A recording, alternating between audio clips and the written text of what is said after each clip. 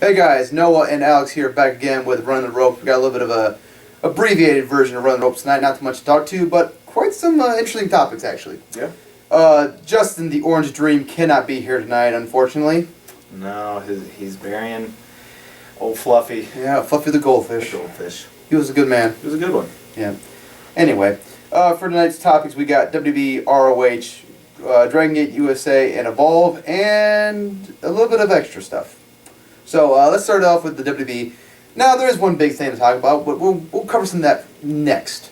First and foremost, let's talk about the new WWE title introduced by the Brahma Bull, the People's Champion, The Rock, better known as Dwayne Johnson.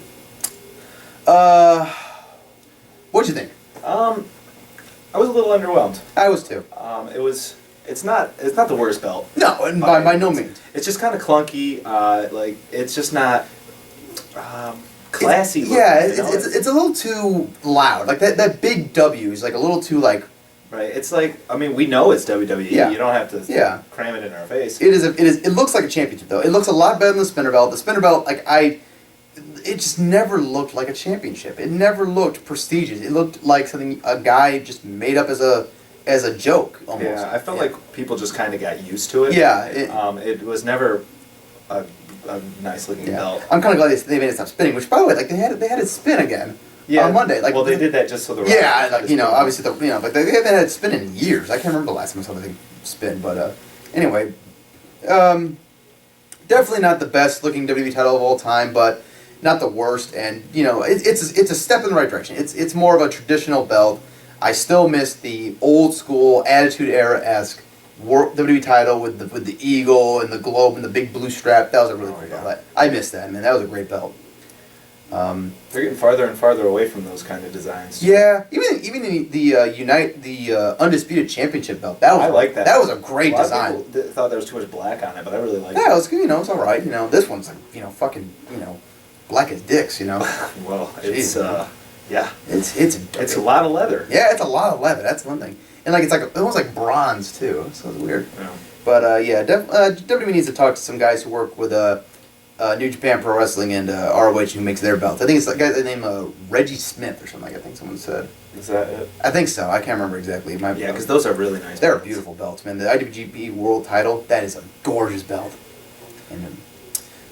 So it's a step in the right direction, and I'm sure we'll get used to it eventually, and we'll learn to live with it. Just gotta get rid of that Brahma Bull on the side, get rid of those things. Yeah, hopefully. It'd be kind of cool if each guy who won the belt had their own little CM Punk gets the right. Yeah, that'd be cool. I mean, that'd be expensive. It'd be kind of gimmicky, But yeah, it would be kind of nice to have like their own little customization to a belt. Right. It'd be interesting, but who knows? We'll see. That's Okay, and then let's talk about the biggest news coming out of Wednesday, which is that the #1 contender for the world title, Jack Swagger. The Real American now, I think he is. I believe that's what it is. Well, he was busted for a DUI and with possession of marijuana. Could not come at a worse time for this guy. It's just awful. I almost feel bad for him because this is just the worst possible timing for a guy. I mean, you do kind of feel bad for him, but then again, he did it to himself. Yeah. It's too bad, but. I don't know. I'm not a big fan of his, so it would be nice if they replaced him. At the same time, it's this is kind of this was his make it or break it moment. This was his chance. If he made it here, it's maybe he'd get he'd be in the big spotlight. Maybe some people would start becoming more pro Jack Swagger, or at least willing to give him a chance. But it's just this. You really wonder if he's going to lose his spot at WrestleMania. I don't think it's going to happen. I'm pretty confident that they're going to go through it in WrestleMania. Obviously, have him lose. Ziggler will cash in, win the world title, set up a Del Rio Ziggler feud, and Jack Swagger's going to get served a suspension. Yeah, probably. If he's not suspended, I wouldn't be surprised to see him going back to mid-card and maybe even further down the card. This is not good. No, this is... I don't know what he was thinking, really. This is... I mean, he was jobbed out almost all of last year, and then he finally got a chance...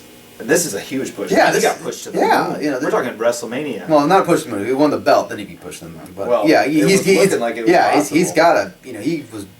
And now he went out and did something stupid like that.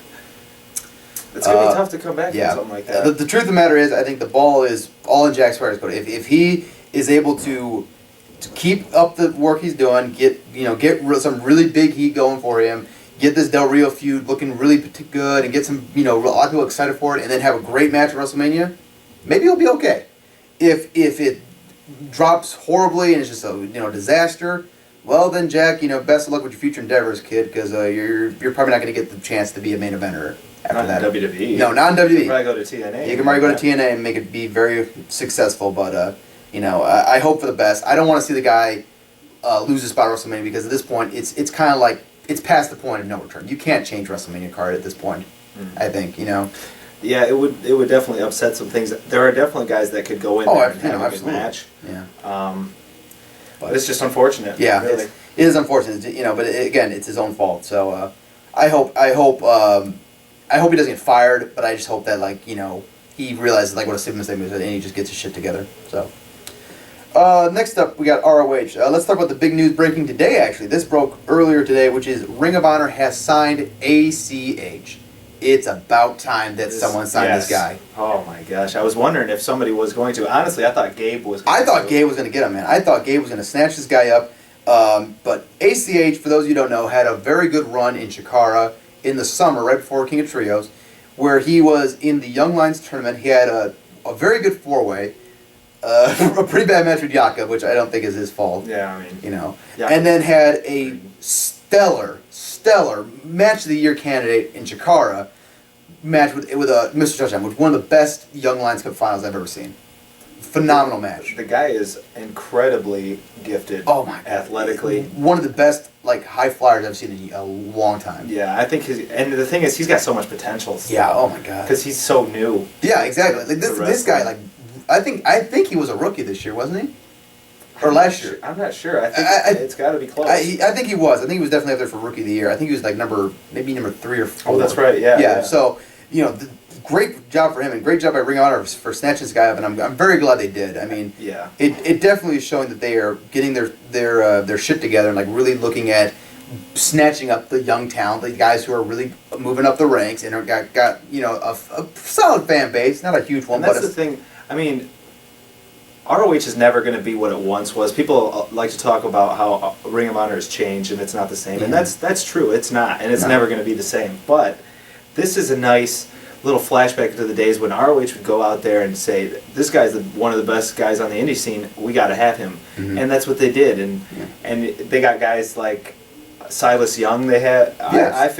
I see him as another one that's kind of similar. Yeah, absolutely. A big indie guy that could definitely add something to Ring of Honor. So watch out for ACH. He's going to be a big And as my buddy LV on Twitter said so famously, ACH got a big push in AAW, I think it is, which in Silas Young, another guy in AAW. So it's maybe AAW is the place to look for a new up and coming talent. So hey, give those guys a try. I've heard nothing but positive things from them.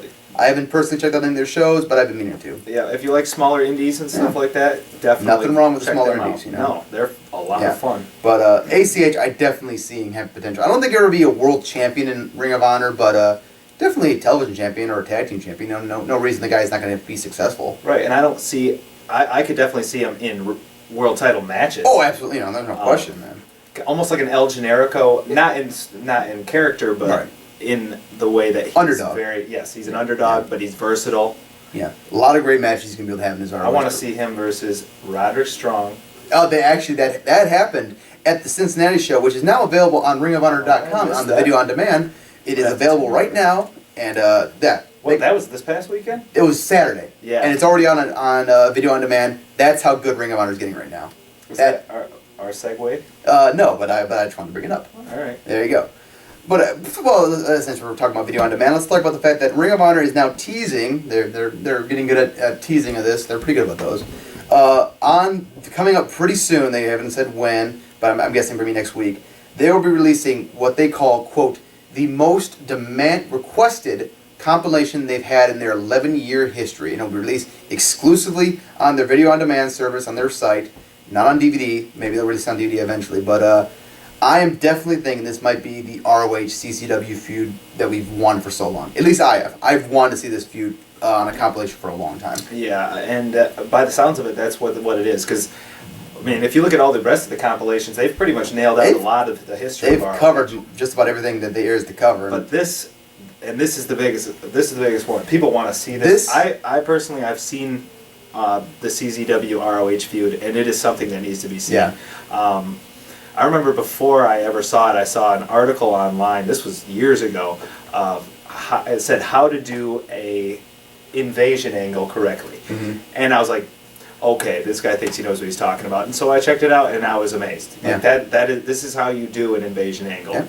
And it was probably one of the most talked about angles. Like I think that got to bring up a lot of people's attention with the Ring of Honor. Like, Yes, you know, big time, and it helped out CZW. I mean, they let themselves fall flat on their faces after that. Nothing to do with the talent. It has to do with the people in charge. Definitely, yeah. yes.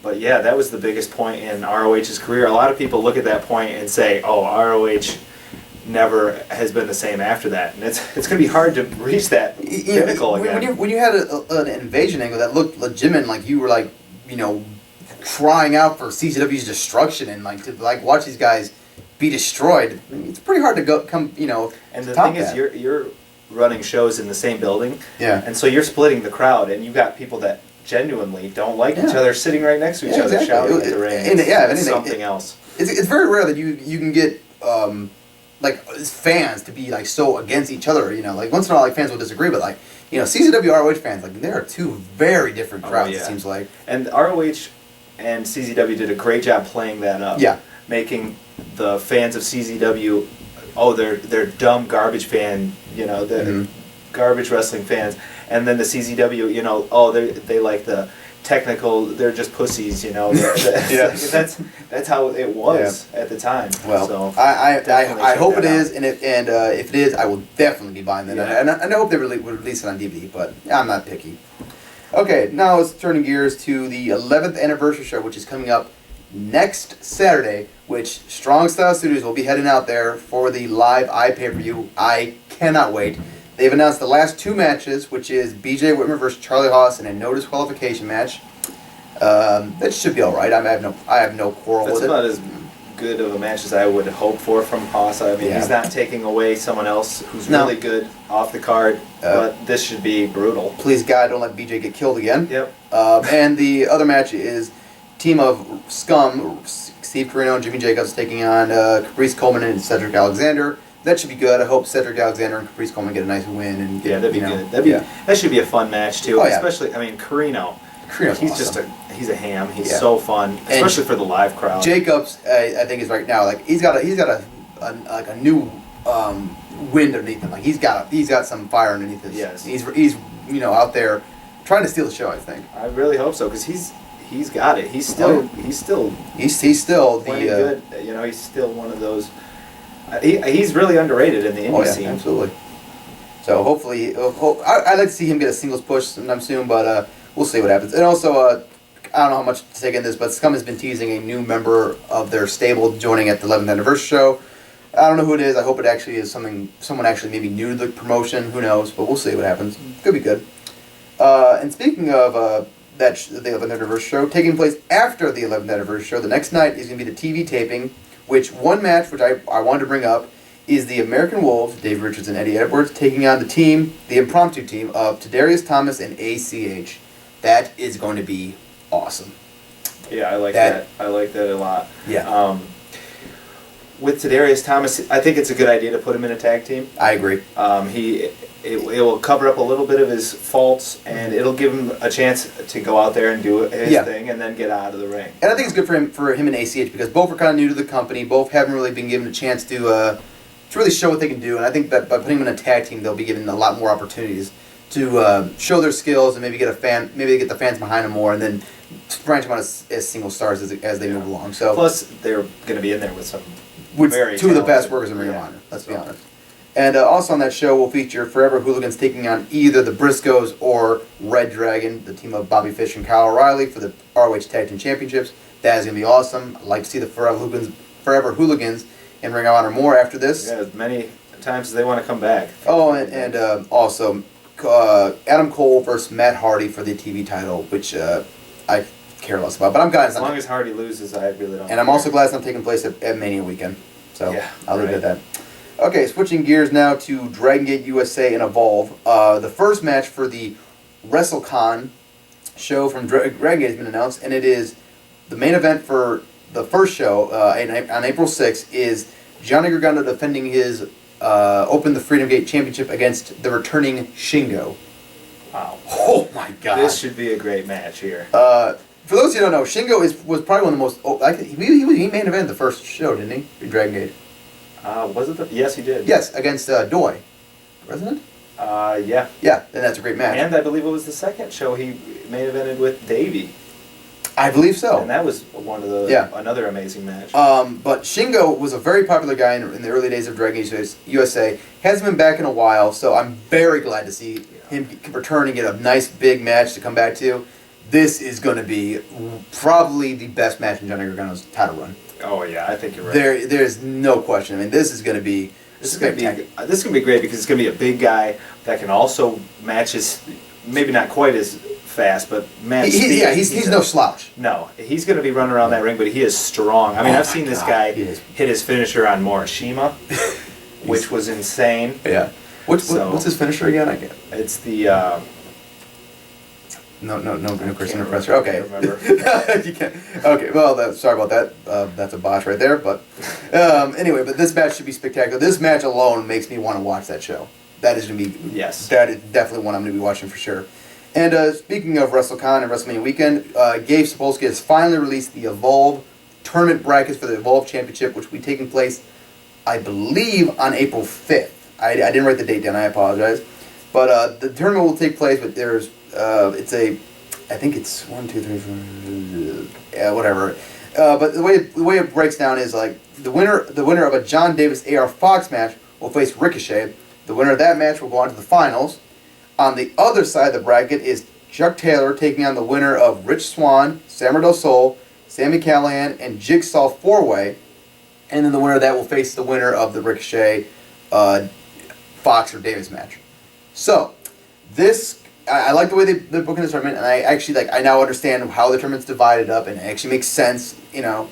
Now, they did it based on wins and losses. Wins and losses. Yes, Chuck Taylor and Ricochet have the biggest wins and loss records in the company, in Evolve. Johnny Gargano did, but he elected to have himself taken out of the tournament since he's the Dragon Gate champion, so that made sense. So Ricochet and Chuck Taylor will be going to the semifinals automatically. And it's cool that they're having a 4-way in this tournament. Yes, that's going to be really cool.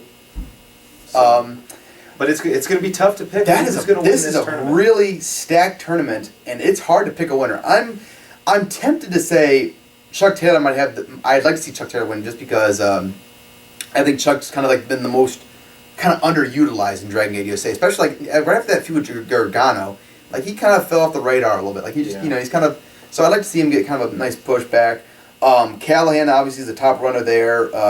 AR Fox, John Davis, Ricochet, all those guys have some potential to be the winners here. So this tournament could really go almost to anyone. This is a really open tournament.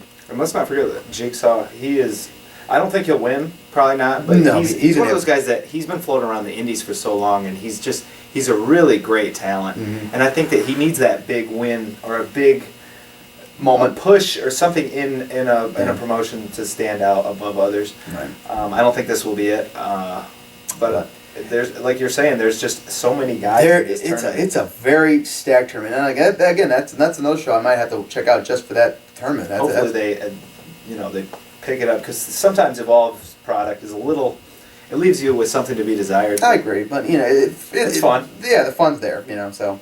And last but not least, I want to talk about this.